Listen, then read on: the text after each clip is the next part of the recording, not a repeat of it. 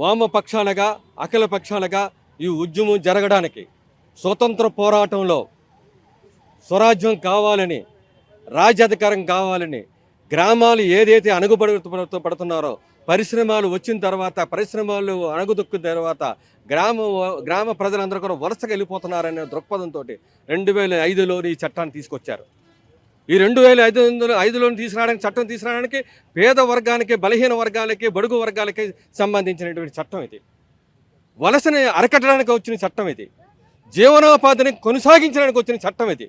చట్టాన్ని తీసేసి పథకం పెట్టడం అంటే నిరుపేదల్ని నడిరోజుల్లో పెట్టడమే, భూస్వాములు పోషించడమే.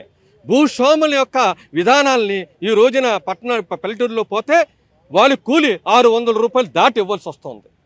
భూస్వాములు 150 రూపాయలకి 200 రూపాయలు ఇచ్చి అణగదొక్కి పేద ప్రజల చేత సేవ చేయించుకునేటువంటి గతంలో చరిత్రను తీసేసింది 2005 ఈ చట్టం వచ్చిన తర్వాత.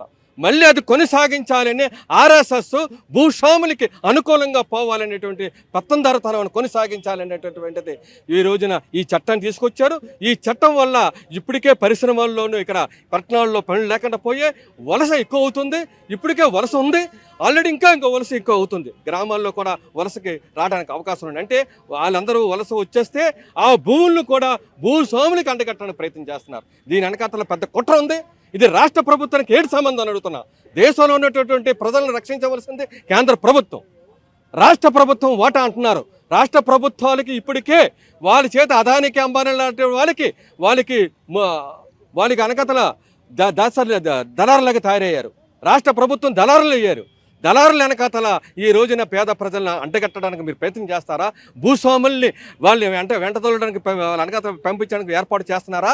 లేదంటే వీళ్ళందరికీ రక్షణ కల్పించి వీళ్ళు జీవనోపాధిని కొనసాగించేస్తున్నారా? చట్టం తీసే అధికారం మీకు ఎవరిచ్చారు? పథకాన్ని అమలు జరిపేటట్టు ఎవరిచ్చారు? అది మహాత్మా గాంధీ గారిది. మహాత్మా గాంధీ స్వతంత్ర స్వరూపంతో వచ్చినటువంటిది. ఆర్ఎస్ఎస్లకి ఈ చరిత్ర ఏం తెలుస్తుంది?